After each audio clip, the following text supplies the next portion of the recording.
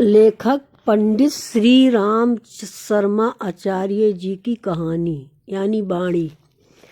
गुरु पूर्णिमा के पूर्ण पर्व पर प्रत्येक शिष्य सदा गुरु कृपा के लिए प्रार्थनाशील रहता है।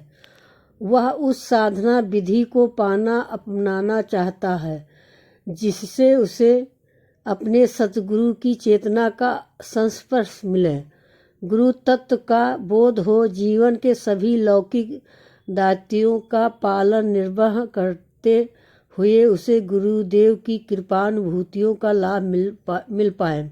शिष्यों गुरु भक्तों को कि इन सभी चाहतों को पूरा करने के लिए प्राचीन ऋषियों ने गुरु गीता के पाठ, अर्थ, चिंतन, मनन व निध्यासन को समर्थ साधना विधि के रूप में बताया था। इस गुरु गीता का उपदेश कैलाश शिखर पर भगवान सदाशिव ने माता पार्वती को दिया था।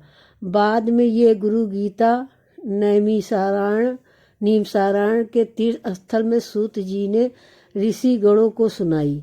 भगवान व्यास ने स्कंद पुराण के उत्तराखंड में इस प्रसंग की बड़ी भावपूर्ण रीति से वर्णन किया है। शिष्य साधक हजारों वर्षों से इसे लाभान्वित होते रहे। गुरु तत्व का बोध कराने के साथ यह एक गोपनीय साधना विधि भी है।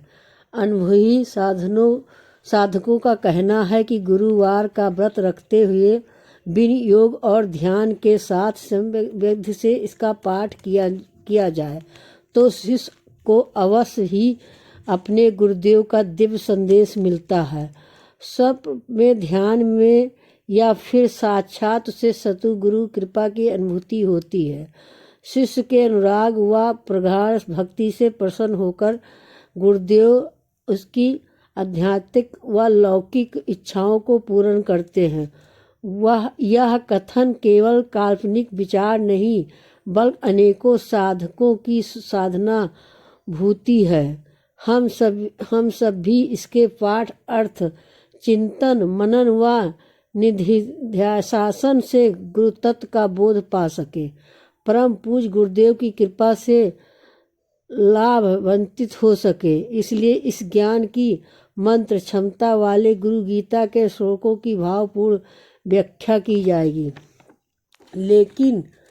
लेकिन सबसे पहले साधकों को इसकी पाठ विधि बताई जा रही है ताकि जो साधक इसके नियमित पाठ से लाभान्वित होना चाहे हो सके। गुरु गीता के पाठ को शास्त्रकारों ने मंत्र जप के समतुल्य माना है। उनका मत है कि इसके पाठ को महीने के किसी भी गुरुवार को प्रारंभ किया जा सकता है। अच्छा हो कि साधक उस दिन एक समय अस्वाद भोजन करें। ये उपवास मनोभावों को शुद्ध या भक्तिपूर्ण बनाने में समर्थ सहायता की भूमिका निभाता है। इसके बाद प्रवृत्तिकरण आदि आश्रम करने के पश्चात पूजा वेदी पर रखे गुरु जी के चित्र का पंचोपचार पूजन करें। तब दशा दाएं हाथ में जल लेकर विनियोग का मंत्र पढ़ें। विनियोग मंत्र पढ़ने के बाद हाथ के जल को पास रखे किसी पात्र में डाल दें। दरअसल ये विनियोग साधक को मंत्र ही पवित्रता महत्ता का स्मरण कराता है। मंत्र के ऋषि देवता बीज शक्ति व कीलक की ये याद कराता है। साथ ही साधक के मन को एकाग्र करते हुए पाठ किए जाने वाले स्तोत्र मंत्र की शक्तियों को जागृत करता है। ऊपर बताए गए विनियोग मंत्र का अर्थ है ओम परम ब्रह्मा का स्मरण। इस गुरु गीता स्तोत्र मंत्र के भगवान सदाशिव दृष्टा ऋषि हैं। इसमें कई तरह के छंद हैं। इस मंत्र के देवता एवं इष्ट परमात्मा स्वरूप सदगुरुदेव हैं। इस महामंत्र का बीज हाँ है, शक्ति सा है जो जगजननी माता भगवती का प्रतीक है। क्रो को बीज से इस कीलत किया गया है। इस मंत्र का पाठ या जप सतगुरु की कृपा पाने के लिए किया जा रहा है। इन विनियोग के बाद गुरुदेव का ध्यान किया जाना चाहिए। ध्यान मंत्र निर्मल है। इस ध्यान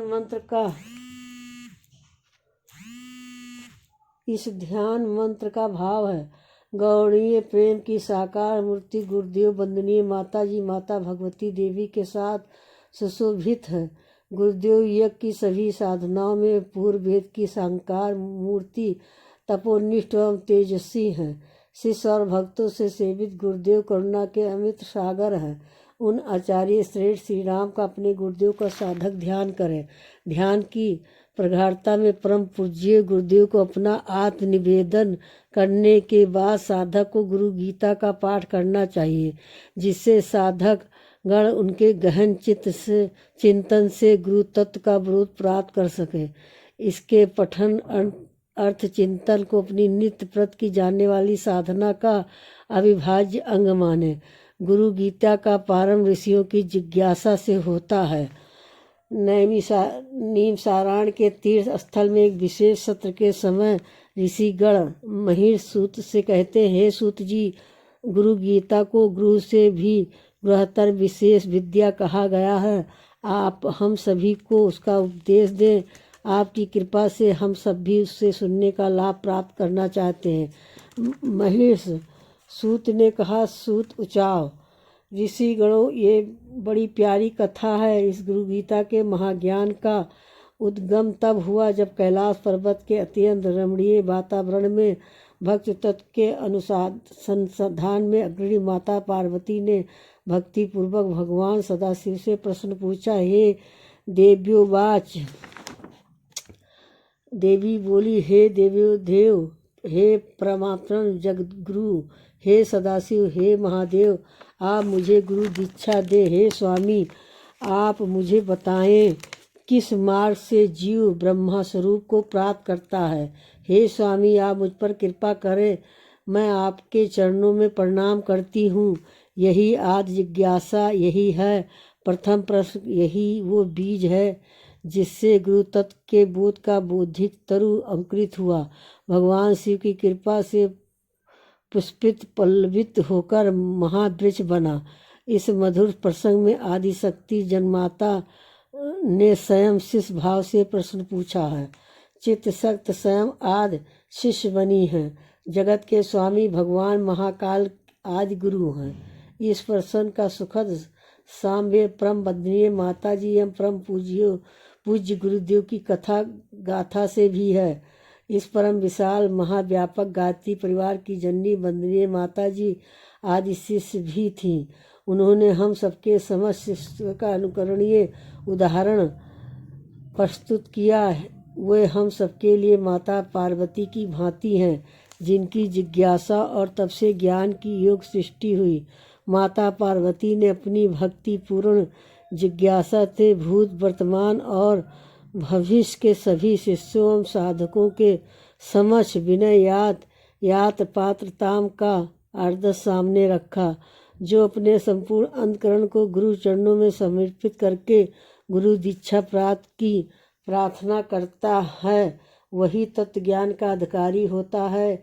किसी भी तरह से अहंता का लेस मात्र भी रहने से ज्ञान व तप की साधना फलित नहीं होती है। जो जगन माता आज जननी की भांति स्वयं को अपने गुरु के चरणों में अर्पित कर देते हैं, गुरु की कृपा उन्हीं का वर्ण करती है।